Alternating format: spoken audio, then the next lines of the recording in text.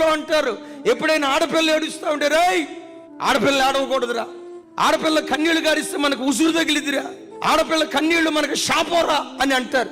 నేనంట, ఆడపిల్ల ఏడిస్తేనే ఒక వ్యక్తికి అంత శాపం కలిగితే, ఒక మనిషిని బట్టి దేవుడు ఏడిస్తే ఆ మనిషి తన బ్రతుకులో ఎంత నష్టపోతాడో చూడు.